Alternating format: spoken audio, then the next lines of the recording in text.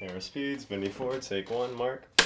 The 20th century gave us so many misconceptions when it came to health. 1 egg equals 5 cigarettes. Eggs cannot legally even be called safe. Cutting down on meat is a good idea. So, is the pendulum swinging back in the opposite direction? Where are we since the last movie came out? Is there progress? Has meat made a comeback? In some cases, I can say yes. I swear by the ketogenic diet. I hear more doctors talking about it. The low-carbohydrate keto community is based on science. And I can see a few things moving in a direction that people want to see it move into. There is a bottom-up revolution going on. But then I see the other side of it. There was another vegan propaganda movie that came out in this past year. Surprise, surprise, there was a product hooked to it.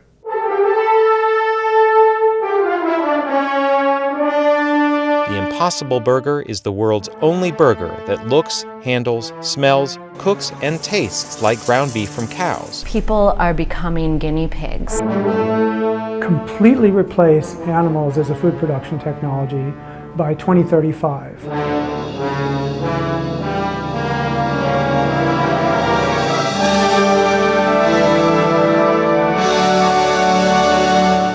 In Fat Part 1, we talk about the war for information, but I actually think we also live in a war with ourselves. It's almost like we're gaming the system of our own bodies. We're trying to get our system to do what it's not supposed to do. Eat this, eat that. Don't eat this, don't eat that. Our program is known as a starch-based diet. Take this supplement. It'll make your muscles grow bigger. We have more questions than ever. And the world always speeds up and it gets more frenzied all the time. And sometimes even the people who are so-called experts don't know what's going on. You suck it all up. This study says this. That study says that. Well, that study wasn't done correctly. This is healthy. That's not healthy. The answers we're searching for seem to have these long, winding roads that eventually lead to nothing, but maybe it doesn't have to be so hard.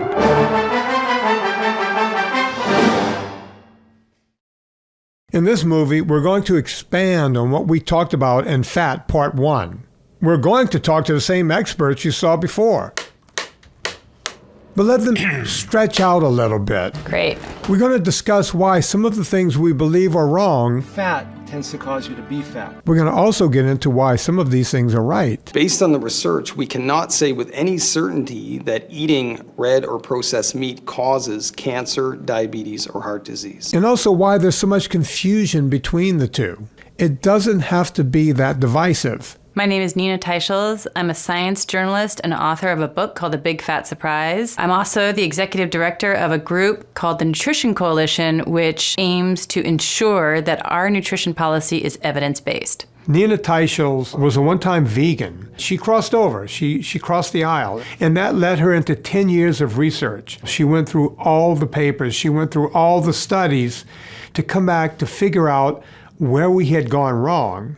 And it's the work like her book, Big Fat Surprise, that has led a lot of this pendulum swing, in my opinion, to start moving in the right direction. I got into this field just completely by accident. I was doing a series of investigative food articles for Gourmet magazine, and one of them that was assigned to me was on trans fats. Well, what are trans fats? I had no idea. Researching that story really plunged me into the whole world of dietary fat, which is the subject that Americans in nutrition have obsessed about most. And that really led me down the rabbit hole. For nearly a decade, I researched everything I could find about dietary fat and cholesterol. When I started doing my research, I couldn't believe the kind of reactions that I got from interviewing scientists. I mean, I'm the daughter of a scientist, and in my father's dreams journal, if you open up, there are math equations. I always thought that science was full of people like him, who rationally, soberly would discuss interesting ideas and consider other ideas and change their minds based on the scientific observations. And instead, in nutrition science, I couldn't believe what I found. People who were afraid to talk to me. People who said, if you're going to take that line on dietary fat, I can't even talk to you. There is some huge story here. If people are afraid to talk to me, that means there's a really big story here. Saturated fats, butter, lard, cheese, fatty beef, and poultry with the skin on, all said to be bad for your heart. But you should replace most saturated fats with more monounsaturated healthy fats, which help reduce your risk of heart attack and stroke. Limit red meat, dark poultry meat, or poultry with the skin on to a serving the size of a deck of cards per day. In good science, you try to do everything you can not to go public prematurely, because as soon as you go public, as soon as you claim you've discovered something you haven't, or you've realized something that you don't have the evidence to support, all these consequences kick in and make it virtually impossible to back out of. My name is Gary Taubes. I'm an investigative journalist, co-founder of a not-for-profit research organization called the Nutrition Science Initiative, author of Good Calories, Bad Calories, of Why We Get Fat, of The Case Against Sugar. Gary Taubes is largely considered a lightning rod. Gary has never shied away from media. He will go up against anyone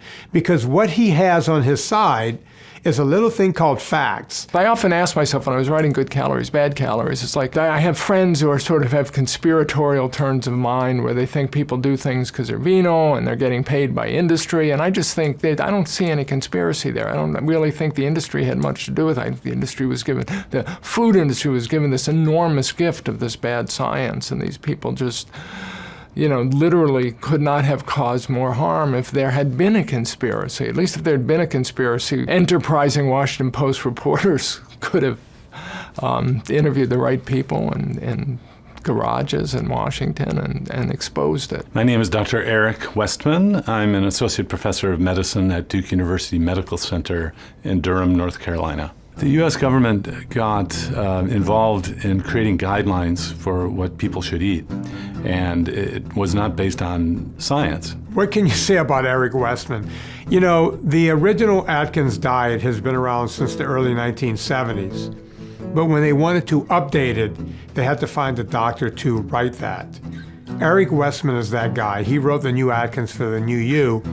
He also started his own little obesity clinic over on the East Coast. The guy is just phenomenal. I was involved in research communities where we would look at a guideline and see that as a straw man, as something to either prove or disprove. So unfortunately, the research that was going to support and back up the low-fat guideline never proved that it was healthy. What's the information people are getting about their health? Because everybody wants to know, what does it mean to be healthy? And that's such a difficult question to answer. They're interested in their health, they've been searching for answers, and they found an answer that has actually done them more harm than good in the long run. Brett Shear was this great guy I met when he came on my Fitness Confidential podcast, and just fell in love with this guy. He's a cardiologist who doesn't believe that red meat will kill you. He also feels the same way about saturated fat and cholesterol, which is a paradigm shift when you think about it, because there are not many cardiologists out there that are thinking that way. Hormones in our body play a huge role. So things that raise our insulin are going to encourage our bodies to store more fat. So just because you're taking fat out of something and then you're enhancing it with increased carbs and sugars, that is actually making this problem worse, not helping it. Clearly, this idea that we are supposed to avoid fat has been a major factor in causing, paradoxically, the obesity epidemic. That's the big myth, the idea that it's dangerous to eat natural foods with fat and cholesterol in it. Andreas Ehrenfeld's a great guy who noticed that the more medicine he handed out, the sicker people got. And he felt that there had to be a better way. So he started working with food, pulling certain things out of people's diets, adding other things. And the certain things were, junk foods and sugars and grains and this sort of thing. And he started adding in red meat and fish and more fatty foods, and noticed that people were healing right up. If you avoid fat, you end up being hungrier, and you would have to eat more of something else to feel satisfied, and that something else is carbohydrates. And our society, the way it looks, you end up eating a lot more sugar, processed carbs. That is probably the cause of the obesity epidemic today. By this point, everyone knows there's an obesity epidemic. And while we can argue all day about fat versus low fat, pretty much everyone agrees that sugar is bad for you. Sugar makes insulin work better and cures diabetics. Well, almost everyone, but we'll get to that later. BMI is one of the most commonly used measurements to determine if you're obese, but the newest research says that BMI may not be reliable. The biggest problem with getting useful data has to do with doing the math honestly. We actually have a problem of philosophy of science right now. We have a replication crisis where things can't be replicated. We have people who do research that do something called P mining. The P is the statistical significance of your study. P-hacking is manipulating data or analyses to artificially get significant p-values. You can actually get your data and then find the statistical model that fits best to prove that your data is working. I'm Dr. Drew Pinsky. I'm an internist and addictionologist. Dr. Drew, look, like everyone else in LA, we love Dr. Drew, all those years of Loveline, but the fact that he does what he does with addiction medicine and the lives he has saved. I'm happy to call Drew Pinsky a friend. The way we examine populations, we're looking at sort of average effects on the mean. So people on either end may have very different physiologies that have very different sorts of interventions that we're completely missing. There's really a crisis coming in the philosophy of science. Intelligent people should know the difference between causality and correlation. And weirdly enough, in this field of nutrition, because it's so hard to do the necessary experiments, what you end up with are correlations between health and disease, and one of the correlations is that people who consume a lot of artificial sweeteners tend to be more obese and diabetic than people who don't. Artificial sweeteners have been a staple for dieters since the 1980s, and there's a real debate about the harm they cause. The problem is, if you think about who uses artificial sweeteners, are the people who have weight problems, the people who can't control their weight drinking full sugared sodas. And so you have no idea which way the causality runs, whether these people are unhealthy because they consume artificial sweeteners, or whether they consume artificial sweeteners because they're unhealthy and they're predisposed to get fat. The major points about your diet really sort of hover around two things: fat, fruits and vegetables. You've got to really get your saturated fat and trans fat as low as you possibly can. And we know that if we do that, you can actually decrease your risk of coronary heart disease 40–50%. There is a correlation between obesity and heart disease in that people with obesity often have other risk factors like high blood sugar, high blood pressure, dyslipidemia, meaning a bad cholesterol profile. And all these things increase the risk of heart disease. It's so easy to blame heart disease on fat. Let's take a hamburger, for instance. They'll say, well, red meat is bad for you because it's in a hamburger. They won't take into account that there was ketchup, mayonnaise, a big breaded bun, and all of the other condiments around it. And guess what? Most people never eat a hamburger without French fries. But they never blame it on the seed oils. They never blame it on the bread. They never blame it on any of the goop that's put on it. They just go to the meat and say, meat, bad. Meat causes heart disease. It makes no sense. It's black and white thinking combined with numerous studies coming out of respected names like Harvard that lead people to believe that things may not be true.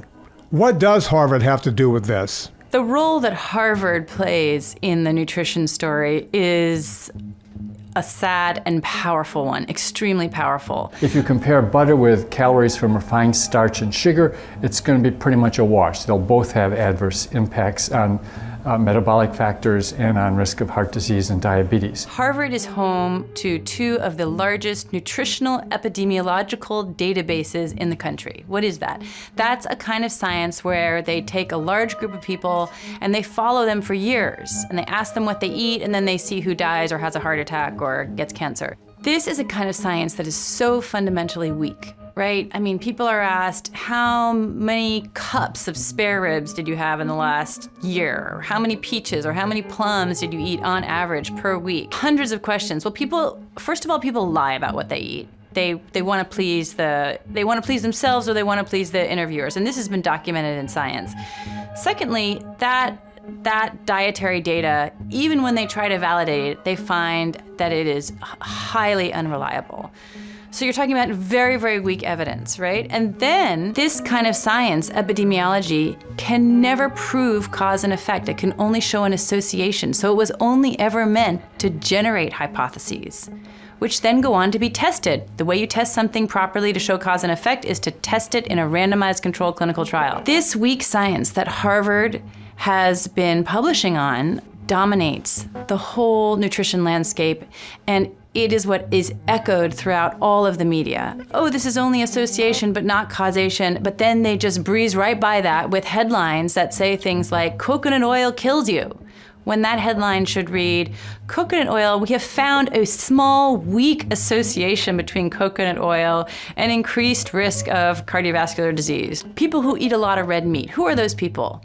Those are the people who have ignored their doctor's orders for the last 35 years. That means they do a lot of other unhealthy things. They probably drink too much, they don't go to cultural events, they don't follow their doctor's orders, they don't take their medicine, they don't have happy family lives, maybe they live next to a toxic waste dump because they're poor or whatever. And then they come out with a finding that said red meat eaters, people who eat a lot of red meat tend to die earlier.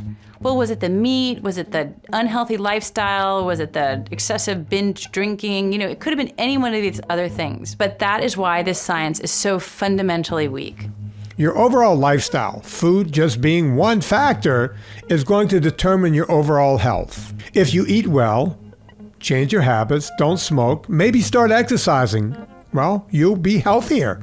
The problem is that studies get done where people get healthier by changing everything about their life, and then the results are touted as food being the reason they got healthier.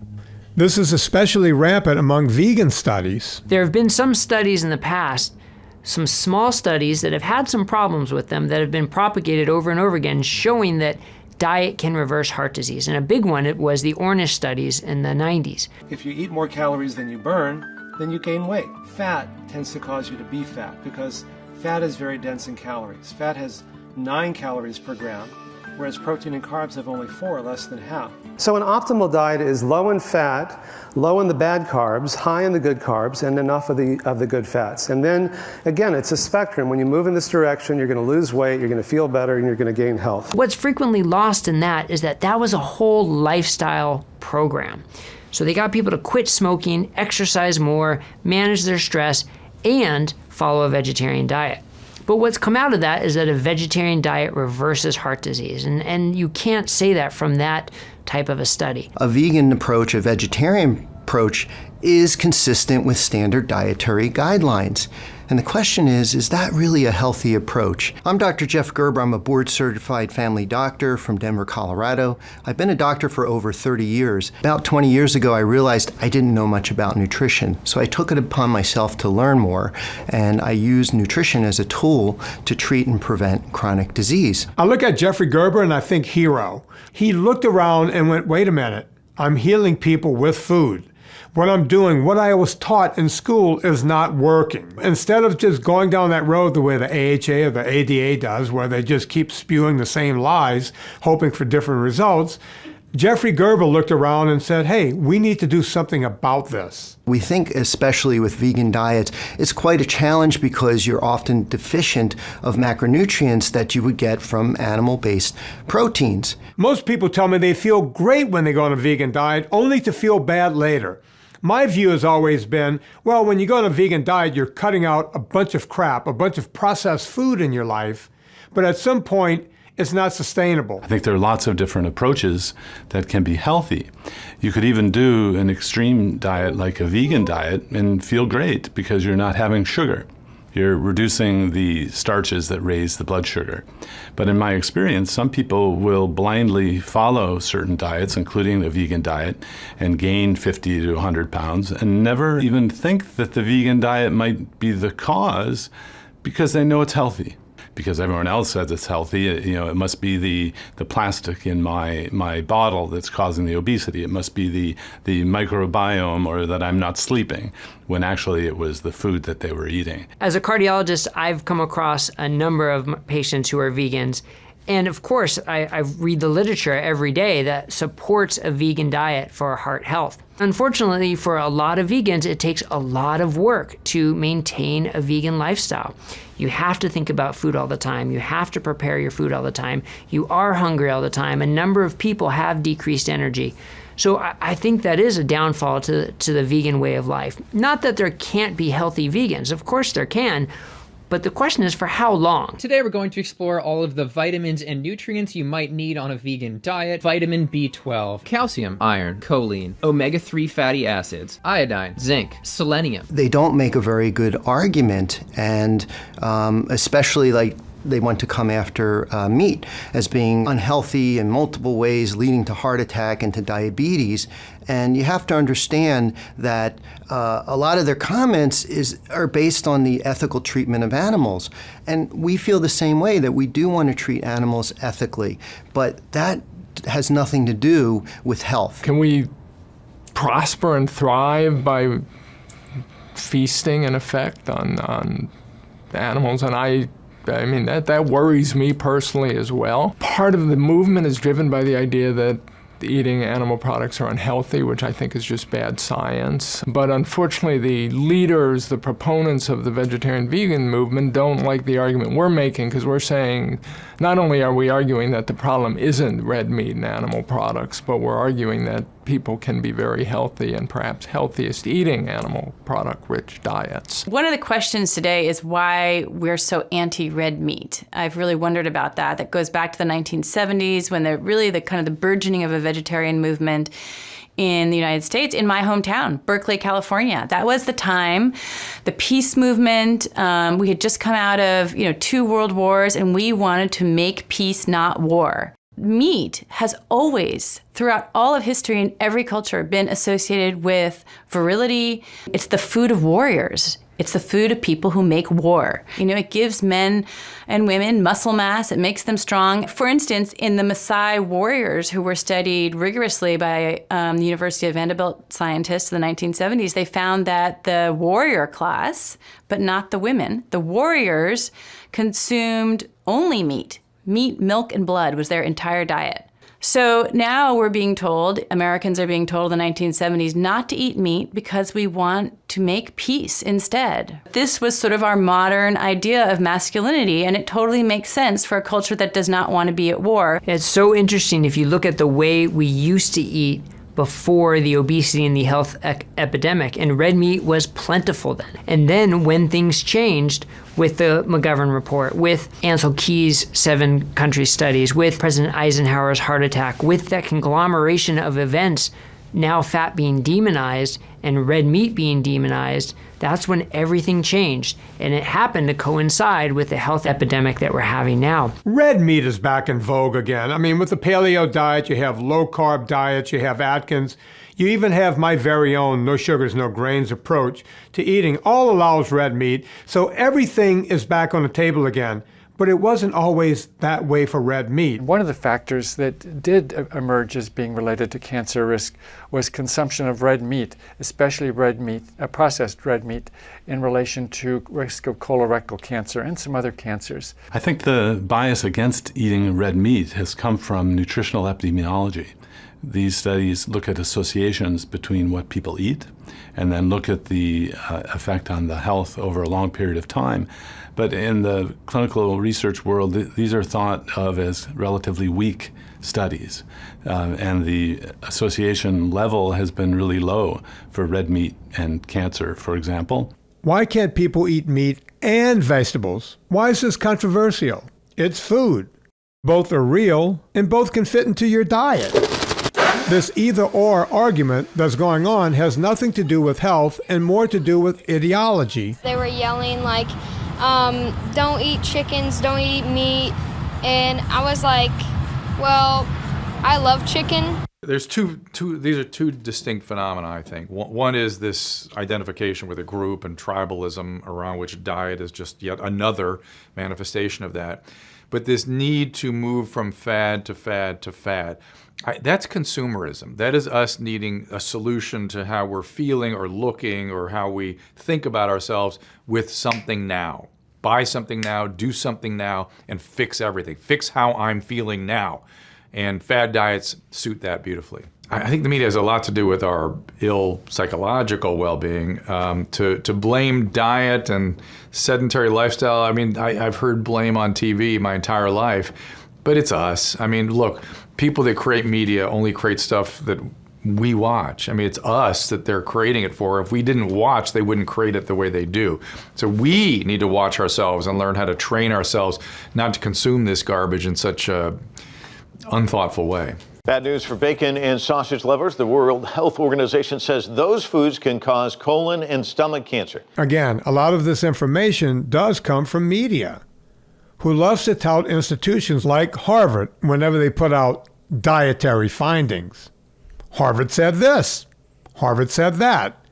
Why shouldn't we believe Harvard? Walter Willett of Harvard University is widely considered to be the most influential person in nutrition science today. He presides over the largest two what's called epidemiological databases in the country. And those databases, you have to understand, all they need to do is define an association. It's just a whole bunch of statistics in there they get from dietary questionnaires, and they can just, like a mimeograph machine, they can just pull out anything. Like, meat is associated with this outcome, or vegetables are associated with this outcome, or French fried potatoes lead to more this kind of cancer. They can run those statistical tests all the time, right? Those associations. So they're publishing all the time. Well, in science, sort of the frequency of publication is part of what makes you powerful. And compare that to somebody who's doing clinical trials. Like, they might do a clinical trial and it takes them 2 years, and that's where they're actually feeding people, and they change their diets and they give them counseling. They get one paper out of that. Walter Willett really believes a vegetarian diet high in whole grains is what the diet that is the healthiest, and he wants everybody to follow that diet. One, I think, important concept that's developed over the last decade or so is that diet quality, the combination of foods, the pattern of foods, is important in directly influencing disease risk, but also in helping us better control our body weight. So these we used to think of were sort of separate things, but now they're intertwined. And the kind of dietary pattern that Dr. Hu was talking about, like a Mediterranean diet that has lots of fruits and vegetables, low amounts of red meat, whole grains, that actually makes it easier for us to control our weight than eating a diet of refined foods that's directly unhealthy, but also makes it more difficult to control our weight. What I found in my research is that Harvard has also received a great deal of money from one of the largest vegetable oil manufacturers in the world, called Unilever. Willett is a scientific advisor to numerous industry-backed consortiums that promote grain consumption, like Old Ways and the International Carbohydrate Quality Consortium, all funded by Barilla Pasta and Kellogg's and all these carbohydrate makers that have Willett on as their top spokesperson or top advisor, organizing conferences for them. And in 2013, I think, when Nature magazine, when they had a rare editorial kind of critique of Walter Willett, they said one of the things that he did was that he continually simplified his data and published data that really ought not to be published. How could we find out who to trust besides your book? Read my book. Yes. That's what it's about. Read your book. There's overload of information. Anybody can set themselves up as being an expert, and the public is understandably confused. It's interesting that there's such a crusade against red meat versus other meats. And this really comes down to the fact that red meat has saturated fat, and that we've been told that saturated fat is bad. Is there a scenario where we shouldn't eat saturated fat? There's no reason to fear saturated fat. It's just fine to eat. It's not an issue for health. If you look at the medical studies that have tested this hypothesis, if you bake them all together and look at all of the data, there's no effect on health, really. People have been warned for years about the dangers of eating too many saturated fats and the risks they pose for heart disease. But a new analysis of more than 70 studies finds that saturated fats do not necessarily lead to greater problems with heart health.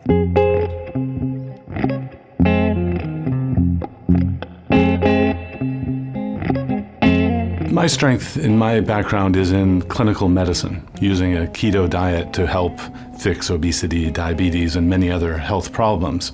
I've learned a lot by reading the books Good Calories, Bad Calories by Gary Taubes and The Big Fat Surprise by Nina Teicholz. And one of the things I learned is that the emphasis against saturated fat is also a political emphasis. So that because America doesn't make lots of saturated fat kinds of products, and because the nutritional epidemiologists are funded by other companies that make products that don't have saturated fats, there's a bias against them which is not scientific. If saturated fat raises your cholesterol, and if cholesterol can in some situations be related to increased heart risk, then anything that is a saturated fat must be related to increased heart risk. It's this line of illogical thinking that has led institutions like the American Heart Association to demonize anything that's a saturated fat. You know, nothing against medical doctors. It's just that when you're in a club and they keep telling you the same thing in the club, and this is the only way it is, and you never see any other viewpoint, you just start believing. Religion works like that. You will be in one religion at the expense of every other religion. And even though they all say pretty much the same thing, some people will look at their religion and go, your religion's not good because mine's the best. I tell people who are in my clinic who are working with other doctors and cardiologists in particular to just tell them they're doing a modified Mediterranean diet. And the other doctor will go, oh, well, that's fine. And they won't ask any more because they're not really sure what the modified Mediterranean diet is, but they know it's good. So I know that it kind of plays the politics a little bit, but we're in that space where doctors sometimes knee-jerk against things that they don't know, and using familiar terms can actually make it easier for my patients to not get pushback from other doctors. I guess the other question, though, is it something magical that's going to help everybody shed pounds and feel wonderful? And the truth may not be that far either. But it's important that we can't go out and demonize one type of food simply because we think there's a theory that it might be related to something. I mean, people listen strongly to the recommendations of these guidelines. The vast majority of the calories are really coming from bad stuff. And so if you're looking at red meat and don't specify the comparison, you may not see much with red meat because you're comparing it with a lot of other bad stuff in the diet, a lot of refined starch, sugar, partially hydrogenated oils. Epidemiology, you always find at the bottom of one of the Harvard papers, we have to, our caveat is that it's only an association, it does not prove causation, more studies are needed. But if you look at the press release that accompanies it, the headline is almost always like, coconut oil causes heart disease. Well, there's nothing wrong with coconut oil. It's perfectly safe and actually very healthy to use in your diet and in cooking. Good for your skin, not good in your body. But we always hear about these controversies coming out, and it only has to do with the fact that other industries who are making hydrogenated oils don't want this pure natural oil to be anywhere near their product. The big problem with coconut oil is it's high in saturated fats. And as the American Heart Association tells us, saturated fat can increase your bad cholesterol, and that can lead to heart disease. Coconut and palm oil have definitely been polarizing oils over the past few years. And it's so interesting to see why. They're vegetarian-based oils. So based on that, you would think that they should be healthy if the myth of vegetarian being the best diet is true. But because they have saturated fats, the American Heart Association came out against them, cautioning their ingestion because they have saturated fat. So it's that transitive property of math that doesn't always work. I was invited once to speak at a palm oil conference by the manufacturers of palm oil. And they explained to me that they were having difficulty getting through a sort of taboo or cartel against palm oil because of the saturated fat in the food, and because we know saturated fat's bad and all that. And I think it was in Nina Teicholz's book where I first learned that the whole campaign against so-called tropical oils, which is coconut oil and palm oil, in my research, I discovered that this was something of just a trade war between industries.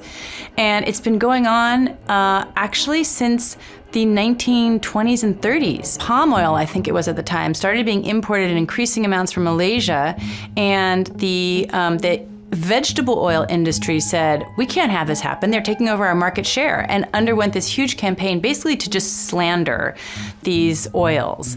And actually, I think that what they did is they put a tax on it at that point. They got the government to tax these oils because they didn't want the competition. Fast forward to 1980s.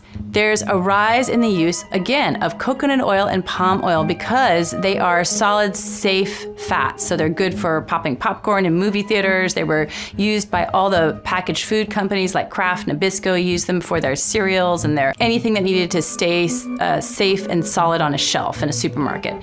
So there started to be this increase in the importation, again, of coconut oil and palm oil. Well, that really threatened the makers of soybean oil and the soybean industry, because soybean is far and away the biggest oil that Americans consume. So they started a campaign against coconut oil and palm oil. They call them the tropical oils. And this was a campaign, really a trade war campaign, sort of in the shroud of a health concern issue. So if they're gonna say something like that, they should have very strong evidence behind it to back it up. And there is no evidence to demonize these oils the way they have. They can be a very good part of a healthy diet, and there's no reason at all to be worried about them as it's been proposed. There's a lot of bad science that I think implicates saturated fat and leads to this idea that we should replace it with vegetable oils. Oh, those must be good for us because they're vegetables. In fact, they're not from vegetables. They're from seeds and beans. So, sunflower, safflower, corn, soybean, they're all beans and seeds, and you have to use high heat and a heavy metal chelate in order to get the oils out of them. Winterized, deodorized, and stabilized. They initially come out of this gray, disgusting liquid, and then they have to be turned into something that might seem like it could be consumed for humans. And they've also gone through name changes. Now they're trying to call them plant oils, I think, to seem even more appealing. If you compare saturated fat with healthy plant oils, using those healthy plant oils will definitely reduce the risk of heart disease while they're improving blood lipids at the same time. Healthy people tend to eat vegetable oils. It's the gist of the problem. When you do these studies, what you do is you tell people how to eat. So in the 1970s, you tell them they should avoid saturated fat and eat vegetable oils, and then you follow them for 30 years, and lo and behold, you found out that 30 years later, the healthier people have indeed been doing exactly what you told them to do because they're health conscious. By the end of the 1980s, between that campaign and various other efforts to get rid of tropical oils, most of the tropical oils had been taken out of the food supply. And so they're avoiding saturated fats and using vegetable oils to cook with instead. And they're healthier, but that doesn't mean they got healthier because they use the vegetable oils. I do wonder if the recent outcry against tropical oils that you've seen by the American Heart Association and by Harvard, I really wonder to what extent we're seeing just a redux of this same trade war. I know that Harvard is funded by vegetable oil companies that compete with tropical oils. So one really has to wonder if they're now sort of trotting out scientists to protect the domestic American soybean and soybean oil industries. So there are two changes that I think are necessary. First, we need to get away from this idea that saturated fat is bad for us. It's really not a major factor. We need to accept that saturated fat can be a part of a healthy diet. Second thing we need to get away from is this idea that it's all about calories, that just by counting calories, eating less, and running more, you would magically sort of lose weight. It's really not effective for the vast majority of people, and we need to focus more on the hormonal regulation of weight, live in a way that makes our body normalize the hormones, including the fat-storing hormone insulin, so that it becomes much easier to maintain a good weight. The fact of the matter is, exercise is very important. I always call it the fountain of youth. The problem is that it's not good for weight loss. We've been teaching people you have to exercise, and I've had people who can't exercise because of a bum knee or just they don't like it, and they don't even try to lose weight or fix their diabetes because they've been told they have to exercise. In fact, this is perpetuated by a lot of doctors as well, and because it's worked for them, they think it'll work for other people. Now, I'm a big proponent of exercise, and I think exercise is crucial for a healthy overall lifestyle, but it's not the go-to way to lose weight. It was in the best interest of these snack companies and the companies making the high carbohydrate, low fat foods. It was in their best interest to say, as long as you're exercising and as long as you're burning calories, then you can eat whatever you want and however much you want. That's what padded their bottom line, and that's what sold more products. And that's what helped perpetuate this myth that exercise was the best thing you could do for your health, and you could exercise away any amount of poor dietary indiscretion. In theory, the idea makes a lot of sense. You burn calories through exercise, which must lead to fat loss. The laws of thermodynamics is a good idea. It just doesn't work here. You cannot outrun a bad diet. So modern nutrition science begins in the late 1860s with the invention by German researchers of devices called calorimeters that allow you to measure the energy expended by a large animal like a dog or a human. So you live inside these rooms and you can get a measurement of how much energy is expended. And so by the 1860s, the nutrition community for the first time ever can measure the energy that people consume in foods. You burn the foods in what's called a bomb calorimeter, and you measure the heat released, and that tells you how much energy was in the foods. And now you can measure the energy out. And for the next 50 to 60 years, all of nutrition science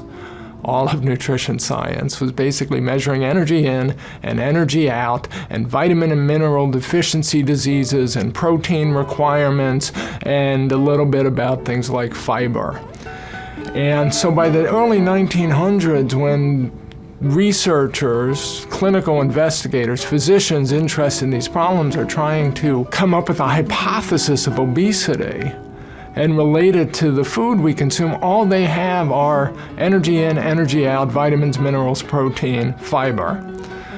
And they can't figure out a way that vitamins and minerals and protein and fiber can play a meaningful role in obesity, so they end up with energy in and energy out. That's it. That's because that's what they can measure. And that becomes a theory ever since, and it gets locked in, and it stays locked in. That's the weird thing. In 1921-22, the hormone insulin is discovered, and the science of endocrinology, of hormones and hormone-related diseases starts to explode.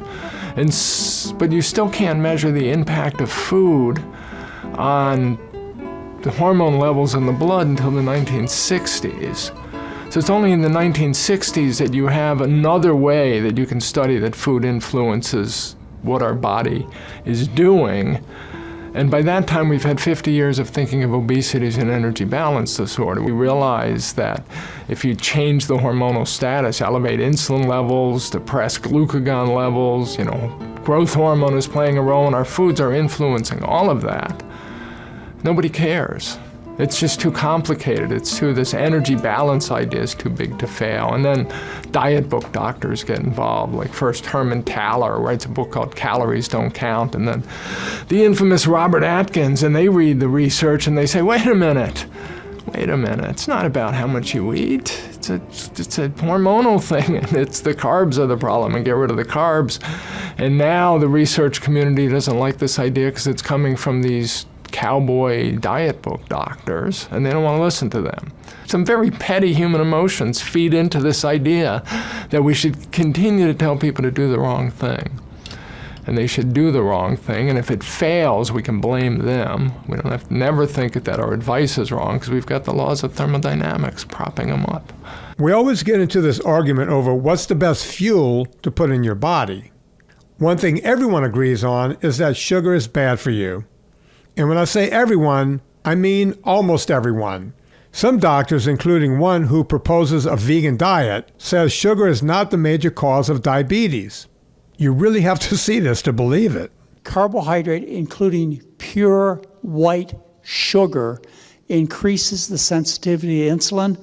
It was published by Brunzell from University of Washington in the New England Journal of Medicine in I think 78. Brunzell's his name.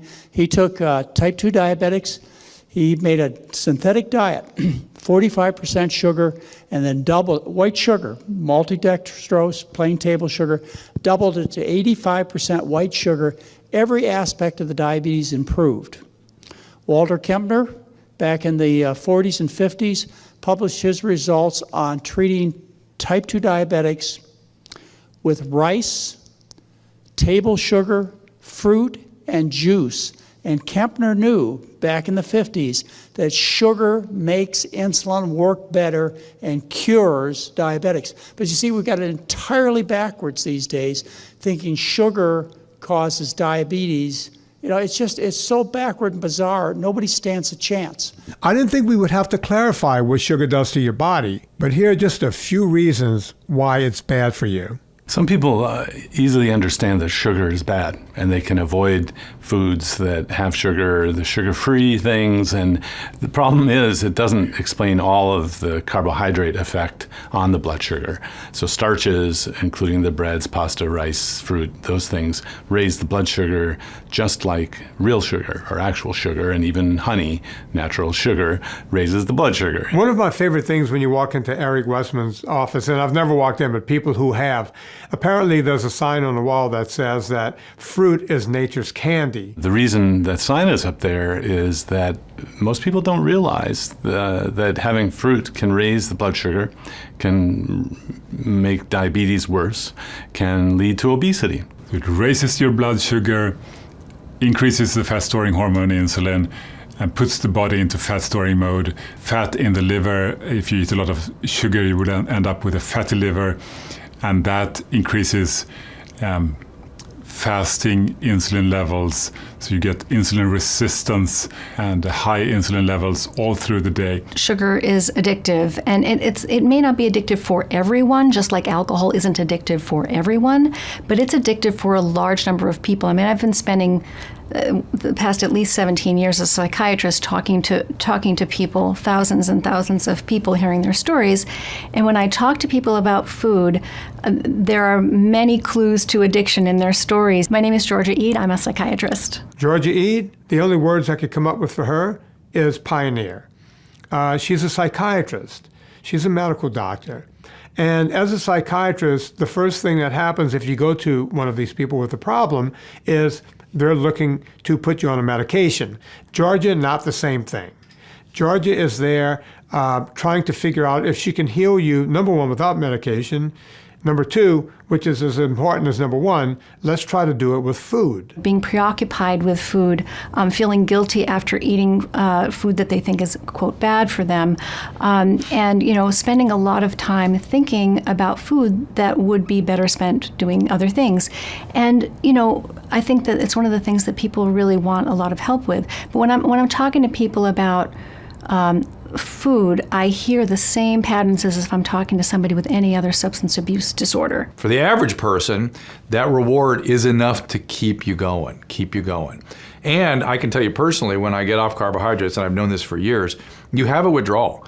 I get all the same symptoms, milder, mind you, again, so I don't like too powerful a connection with addiction per se. It minimizes the misery of my patients. But when I come off carbohydrates, get irritable, discontent, I have pain, I have sleeplessness, I have anxiety. Opiate withdrawal. I have full-on opiate withdrawal for 3 days every time. And that's what we're trying to protect against on a keto diet, to try to stop that raise of blood sugar, to prevent diabetes or treat it, and to prevent the insulin rise, which is the hormonal state of creating obesity. We'll go into depth about the ketogenic diet momentarily, but we first have to understand that most of our problem stems from what industry is doing. And as I said in Fat Part 1, industry is a machine. It's not a person. It's a thing that's designed to make money, and that's it. It's not good or bad. It just is. It's tough if you're the sugar industry, but the beverage industry was always happy to sell artificially sweetened beverages because artificial sweeteners were cheaper than sugar, if nothing else. They didn't care what people drank as long as they drank their products. Grain industry, they could create grain that's got a lower glycemic index. You know, the lesson of the 1980s was when we told people to create low-fat foods, they were happy to do it. And they change the way we eat. The problem is they change the way we eat for the worse. I think the tide is starting to shift somewhat. People now realize that added sugars are not good. I mean, there was a point, it sounds ridiculous to say, but there was a point where people didn't quite realize added sugars were unhealthy for you. Eating sugar is not essential whatsoever.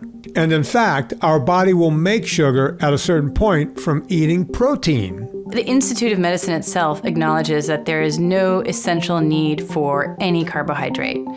The body needs a certain amount of glucose for the functioning of its brain and its eyes, but your body is able to make that glucose through a process called gluconeogenesis from the protein that you consume. Gluconeogenesis is the process by which your body will take excess protein and convert it into glucose. Many people wonder if there is a need for carbohydrate in the diet at all. In other words, is there an essential carbohydrate, meaning the body can't make it, so you have to eat it? And that is in debate. It's not clear.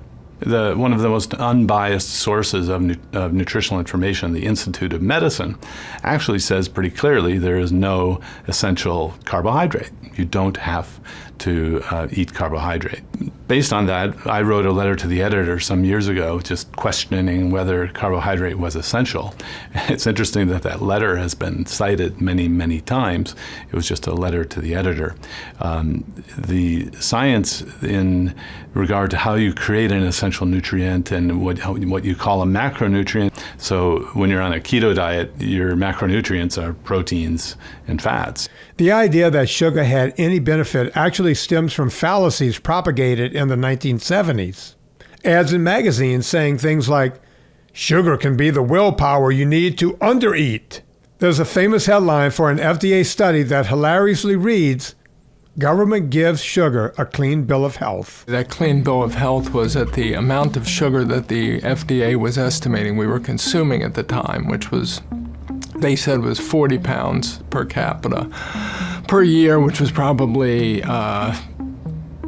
40 to 60 pounds less than we were consuming. And then they said we don't know what would happen if we were to actually consume more than 40 pounds per capita. And virtually the year that they made that claim, sugar consumption then starts to skyrocket. The reliable data you have is on what's called food availability, how much sugar is being made available to the American public by the industry and by imports. And that number around 1800 was 4 pounds. By 1984, when the FDA said it was 40, the food availability numbers were already about 120 pounds per capita, and they estimated that we were consuming about a third of that. They're taking what they know, which is how much is made available, which is a reliable number and you could use to compute trends from, and then they're creating this estimate of how much we actually consume and then say, well, 40 pounds doesn't sound like a lot, but it's kind of a meaningless number because you have nothing to compare it to.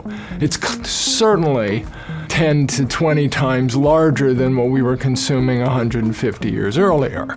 They started doing this in the 1940s during World War II because we had to know how much food was available and what we could expect to deal with food rationing during the war, and they kept it up religiously since the 1940s, and they backdated it to 1907 to get a feel for what had happened in the previous war and World War I, and to get this history. And so if you accept the backdated data from 1907, it looks as though we used to be eating a lot less meat then. And then we added meat to our diets, we added animal products, and it went along with this epidemic of heart disease that appeared to emerge after the 1920s. And the arguments I make in my book is both the USDA data is faulty and perhaps what you have is a correlation, again, between two things, change in diet over time and change in health status, and it doesn't tell you that there's any causality between the two. It just tells you they're correlated. Now you can generate a hypothesis and say we think meat consumption causes heart disease, and then you could do an experiment, which is called a randomized controlled trial, to test that hypothesis, and that experiment has never been done. As we discussed in the last film, money has a lot to do with this. When you don't spend the money on the studies, it's easy to say, There's no study that says keto works. These studies are extremely expensive, and there have been enough good studies done to support our moderate approach, which is looking at balanced foods, vegetables, fruits, grains, and lean meat and dairy products. How do you know it doesn't work if there's never been any large-scale studies? Back before I wrote my book, Fitness Confidential, I only had my clients in LA who I worked with. After the book came out and then the podcast got popular, now it wasn't just 20 or 30 students. It was first hundreds and then thousands and then tens of thousands. So once you have that many people doing N1 and it's working, well, it's not an N1 experiment anymore. It's actually been known for a long time that the root cause is eating too much and specifically carbohydrates. So 150 years ago, the first treatment for obesity was actually a low-carb ketogenic diet. It was written about in England, and I find myself in a curious situation where I'm just reminding people of something that we've known for 150 years, that one, solution for the obesity and diabetes epidemic is a low-carb ketogenic diet. If you go back to the 1970s, Dr. Atkins was considered a kook. I remember the big joke back then was, do Atkins, you'll lose weight, and then you'll be a really good-looking corpse because you're going to die from this diet. Telling people that, beef is good and so on is or that butter is good, or, telling people what they want to hear is a good way to sell books. It's a good way to, magazines are hurting for business now on the internet. Everyone's looking for something controversial that they can tell people what they want to hear, and I understand that, but it does people a tremendous disservice. The low carbohydrate keto community is based on science, and I understand that there are lots of ways to be healthy. You don't have to do a low carbohydrate ketogenic diet if you don't have carbohydrate tolerance, or if you don't have insulin resistance. You can eat lots of different things. And it's this insulin resistance that can drive so many downstream markers of inflammation and glycation and other detrimental processes in our body that can then lead to heart disease. So whether obesity itself causes heart disease or whether it's this constellation of health problems that occur in people who are obese, that seems more likely. People will say to me emphatically, well, keto is bad. And I'll ask them why, and there's no answer. They'll just go, it's bad. My doctor said it was bad. And it throws your body into a state of emergency. That's what ketosis is. As we said in the first movie, ketosis and ketoacidosis are two completely different things. Nutritional ketosis is quite a different scenario. Blood sugars are absolutely under control. The patient is healthy in every single way. Electrolytes, insulin, glucose, perfectly controlled. We have now trained the body to switch over from burning carbohydrate as the primary fuel. Now the individual becomes fat adapted, and that's really the difference between a very unhealthy and a very healthy state. If we're going to even pretend we're on the same page, we need to know that basic fact. A lot of the times when even medical professionals, especially TV nutritionists, describe in essence what ketosis is, they always point out completely harmless and sometimes unproven things to get you to not do it. There are some really interesting side effects that come with it. Your autophagy process is totally out of whack. Disaster pants. 0 calorie restriction on a ketogenic diet. Keto crotch. If you have a sandwich or something right now, you might just want to go ahead and put that down. Animal fats and animal proteins. Unless you have epilepsy, I'm not seeing a whole lot of upside to this. They're desperate. Right. They're just desperate. Bacterial vaginosis. Rich in saturated fat. So I actually have not done keto myself, as you might guess, but... The keto diet is the sort of latest thing, which is already promoting pushback from the community. Like they're trying to tell people don't even try it because it's going to give you bad breath or constipation, and therefore, if you weigh 300 pounds, you should just continue weighing 300 pounds because if you lost 100 but your breath smelled like ketones, that would be a tragedy. Get all the benefit over here, none of the negatives over here, and all the benefits over there. For a ketogenic diet is a particularly, I want to use the word magical diet for many neurological conditions, many brain and body nervous system conditions. When you eat a ketogenic diet, you're using fat primarily for energy, and the brain is using, to a large extent, ketones instead of glucose. It can't use 100% ketones, but it can use about 2/3 of its energy can come from ketones if you're eating a fat-based diet as opposed to a carbohydrate-based diet.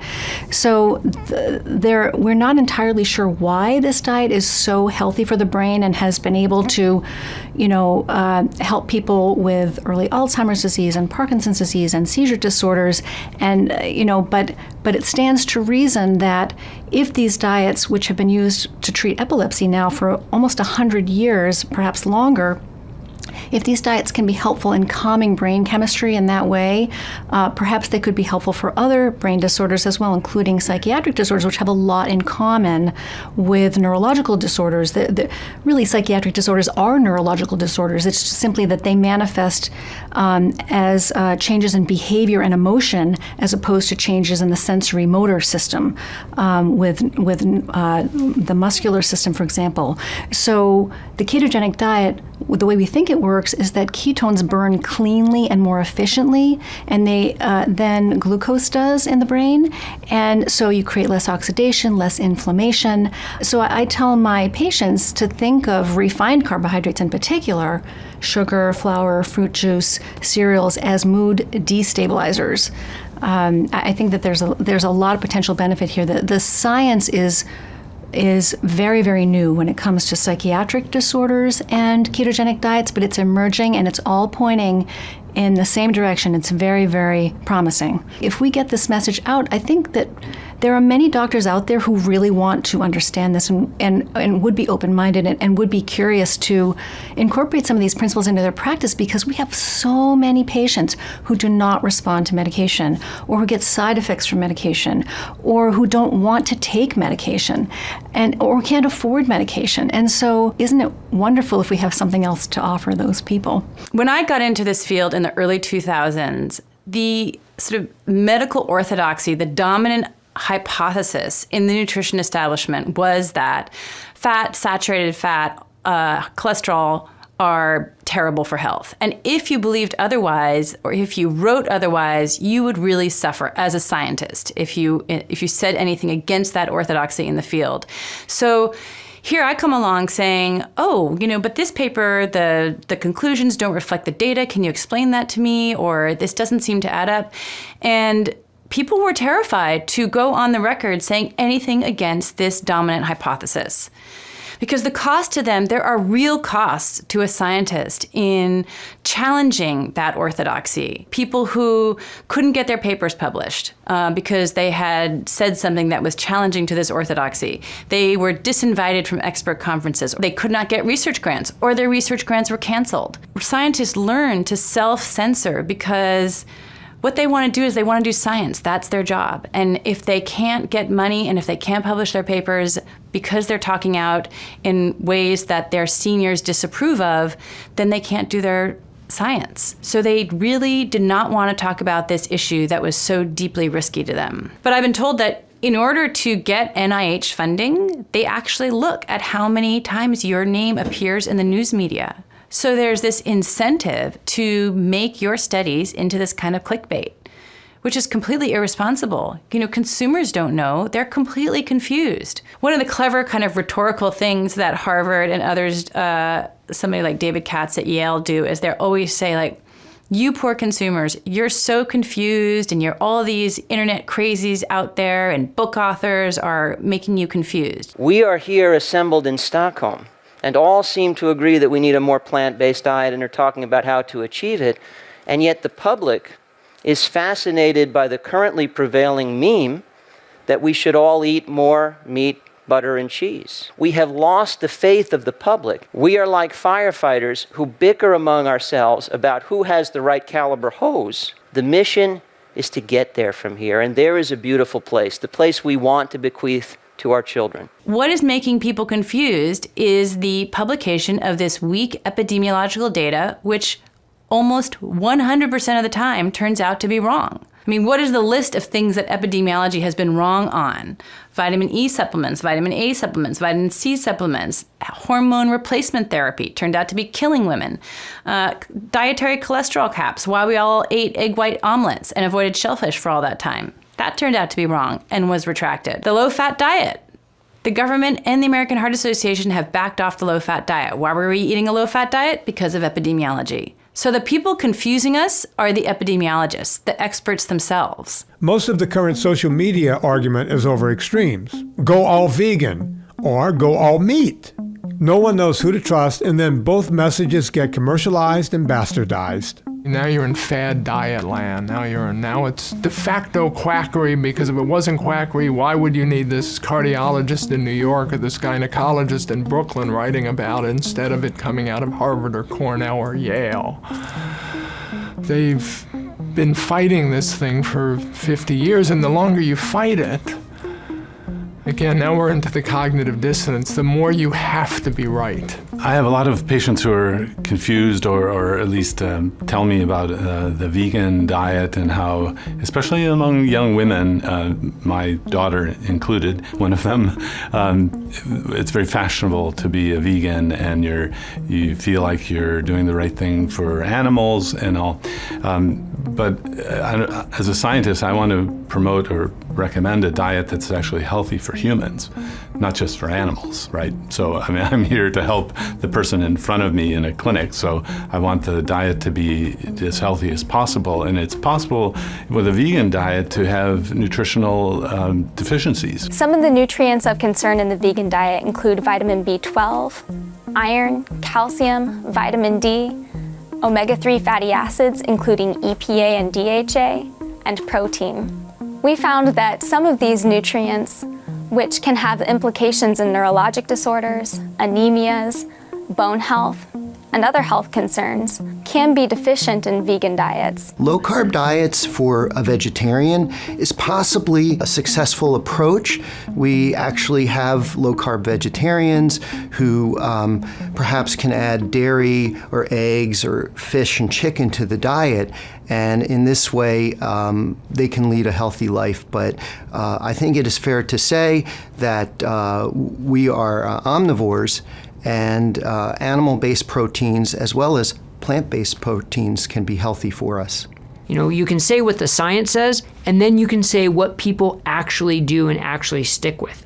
And you want a diet, a nutritional program that's going to make you feel good, give you energy, make it so you're not hungry all the time, so you don't have to think about food all the time. We get a lot of pushback from the vegetarian community where I think I wish they would see they were all arguing. We all want people to be as healthy as humanly possible, and we want ethical decisions to be made on the correct implications. So if I'm going to risk my health for the health of other species, I want to know that's what I'm doing. I don't want to be have the misconception that I'm going to be healthier because that's what I'm, by also that the ethical decision is also the one that's supported by, medical science.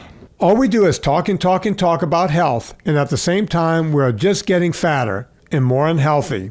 If America is so worried about its health, how do we get so fat? Because we have such big problems with obesity, type 2 diabetes, high blood pressure, all kinds of diseases, it's not surprising that people are more interested in their health than ever, because they have to be. You don't have to be interested in your health if everything's all right?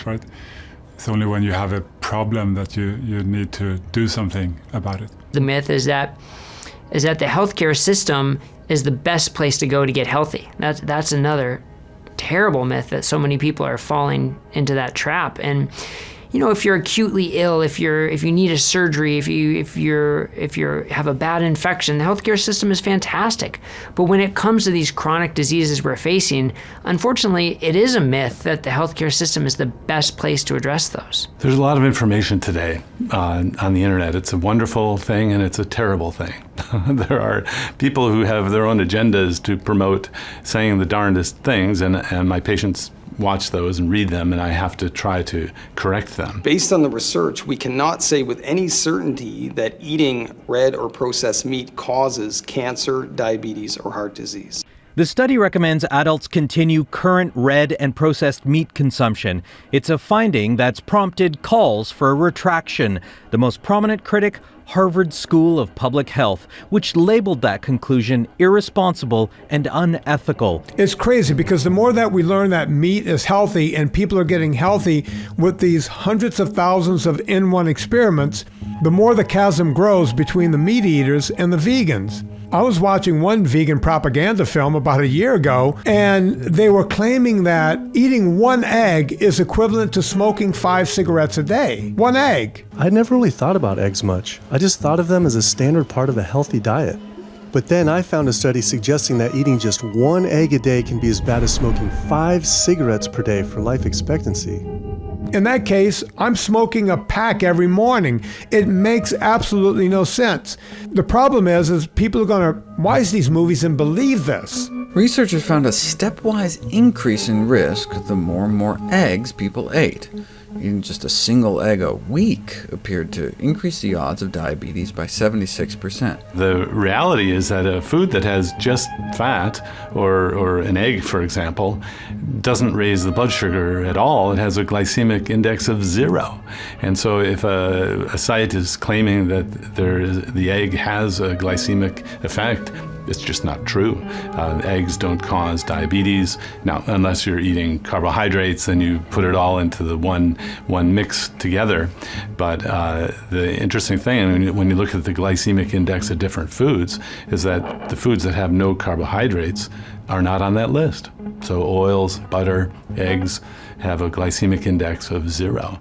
There is a fear, unfounded fear, of the cholesterol going up, eating more fat, more eggs, and we now know that it is an increase in good cholesterol as well, and a reduction of the bad cholesterol called triglyceride, or bad fats in the blood, for example. So the extreme case of some people being told not to do this, even though there are clear benefits based on a worry about a long-term effect of cholesterol, is just sadly wrong, and through the lens of today's understanding of the science. So you look at who gets heart disease, and you look at how many eggs they're eating, and lo and behold, people who eat eggs get more heart disease than people who don't. They're probably not as health conscious as people who don't eat eggs, because for 50 years we've been told don't eat eggs.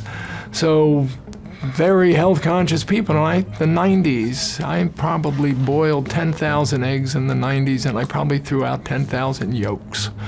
Okay, because the yolks have fat and cholesterol in them. We were taught they would kill people.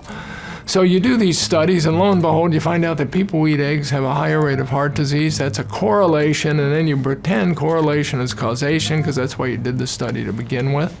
And then you make this claim, and then you have this whole world. And the people who want to believe that's true embrace the claim and act like it's true because they had a single published study that said it's true. I don't think these people really care that much about whether it makes us healthier. Maybe they do. I think they care about the animals, and that's a wonderful cause, but that's not what I'm trying to do at the moment. The group says that activism isn't violence and that they have a love-based approach. Not everyone's like you and don't care about animals. Oh, I do care about animals. You care about animals, yeah, absolutely. But you condemn them to a slaughterhouse when you eat them. If somebody gives up meat and goes vegetarian or vegan and gets healthy, and they can control their weight and they control their blood sugar, and then, geez, that's the greatest thing in the world, and I'm happy for them. But if they can do it by eating a low-carb, high-fat diet, which clearly people can, then I think we should be happy for them and support it. A high-fat diet is not unhealthy on its own and should not be avoided even if you're a green-only vegan, unless, in fact, you don't like the food. The myth still persists that fat is going to kill you, or at the very least, make you fat. It's what I call the tragic homonym. The fat in bacon is not the same as the fat on your hips. It's different. And another idea that is just deeply ingrained in us is this idea that, all green things are good, all vegetables are good. And vegetables are good, but again, it's not either or. What does a doctor say about adding fat? Well, it sure seems logical that the fat in the food would become the fat on your body, on your bottom, for example. But it turns out that it's the insulin hormone inside that creates the situation for you to be able to deposit the fat. And insulin is actually generated by eating carbohydrates. So it's actually the dietary carbohydrates, the sugars and the starches, that are fattening. But the confusion comes into play because if you're eating carbohydrates and fats, then you will get fat. But it's not the fat that caused it. It was the carbohydrates that led to the insulin that caused the fat to be fattening. So another part of the confusion is that low-fat diets work. The problem is that they cause excessive hunger for most people, and so they don't practically work for many people. And we've seen that to be true because the U.S. has been advocating low-fat diets for the last 30 years, and it hasn't worked practically for most Americans. It's not that it can't work, it's just that it hasn't been a practical solution. I've always thought that our government should operate according to the principle, like medical doctors, when they swear an oath to their profession that they should at least do no harm. When they started off the dietary guidelines, they didn't even know what to tell Americans what to eat. They just simply said, have 7 to 11 servings of bread every day. That was what they told people. Then they actually went and told the food industry, you must go out and create thousands of more low-fat and therefore high carb food products for us. The defenders of the nutrition establishment say, oh, we could not have anticipated that people would eat more sugars. It's not our fault that they all went out and scarfed down Snackwell cookies. Well, the government told the industry to make those foods. New Snackwell's reduced fat candy.